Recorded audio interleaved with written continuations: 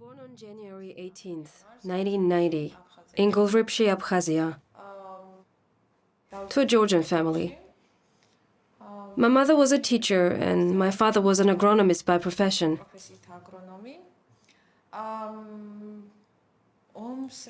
As for the war, I really don't have a lot of memories because I was so little. 2.5 years old. My father fought in Sukhumi. We left him there. My mother, her cousin and I had escaped on a steamboat. We moved into Olympic Reservist School, which was originally built as a hostel to house participants during various sporting events.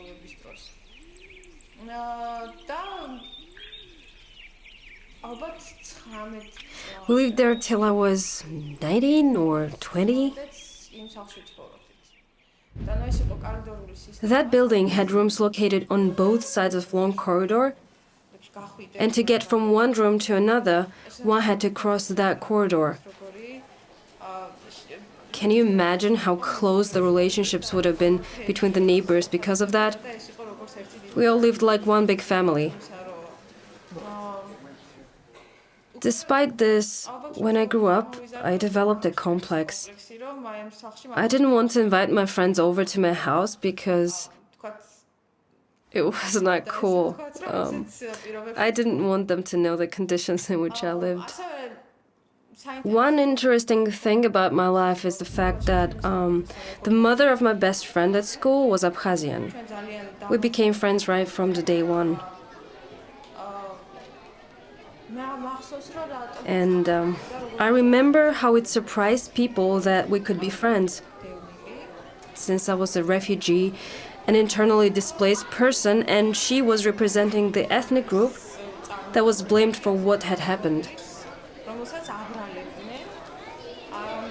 On the other hand, we were surprised at why people found us surprising. I remember that my mother wasn't happy about it, and she didn't want to sit next to my friend's mother during the field trips. That woman was always shunned as an Abkhazian by other parents too.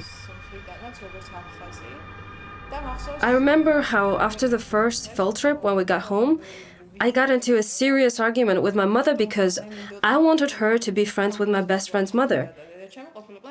But she said that she just couldn't make herself because, well, how could she? However, as time passed, the Abkhazian woman just tried to avoid such gatherings and events on her own. But I'm still very fond of her.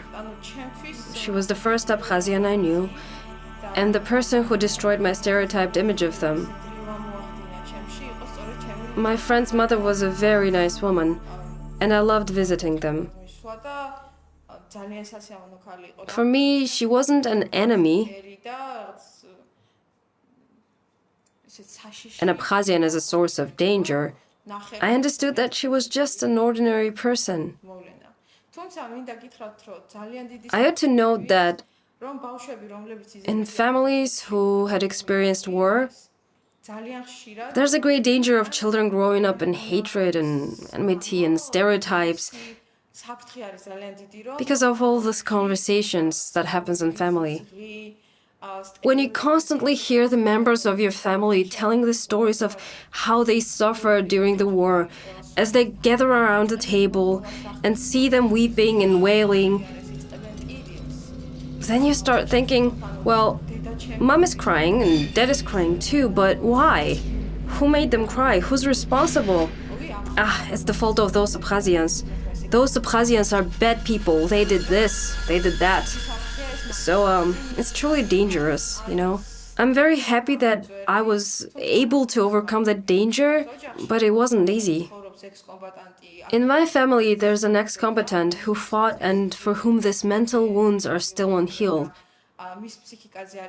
They have left very deep scars. To this day, my father very rarely talks about the war, very rarely. But sometimes I hear him reminisce before going to bed.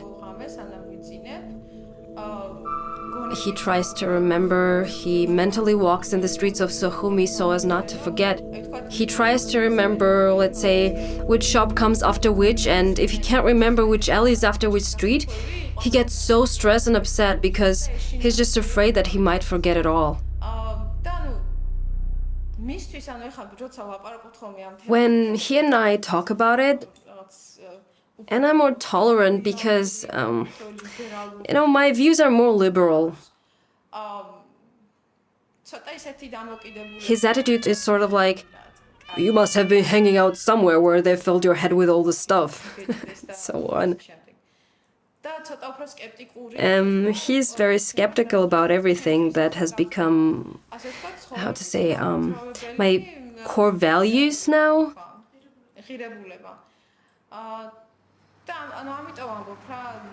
Which is why I say that it's difficult for children to get rid of that complex that might have easily been implanted in them unintentionally by the members of their family or by those around them. Of course, nobody wants their child to grow up hating anyone. Nobody. But it happens unintentionally. Sometimes you don't even realize the extent of the impression and influence that you exert on your children when you talk along those lines.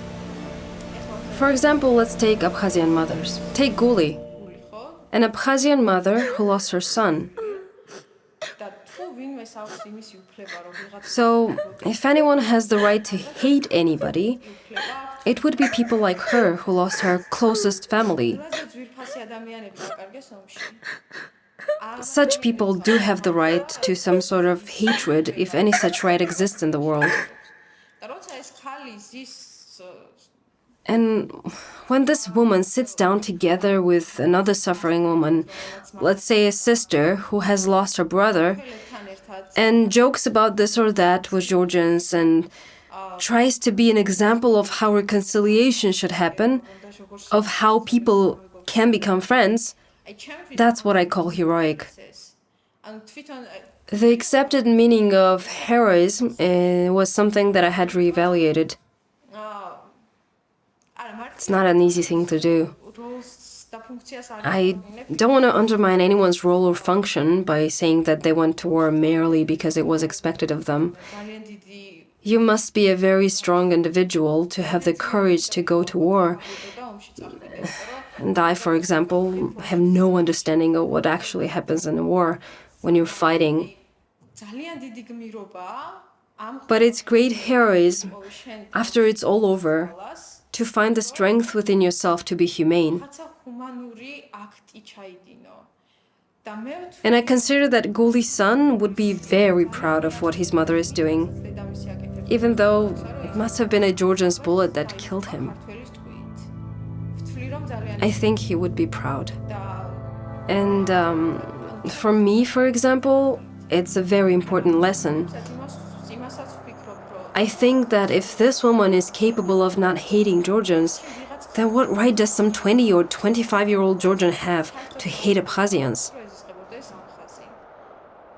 Actually, nobody has any moral right. I mean, yeah, some people lost some kind of property and others didn't just leave behind material things. They lost their family members and they're still bearing deep psychological scars.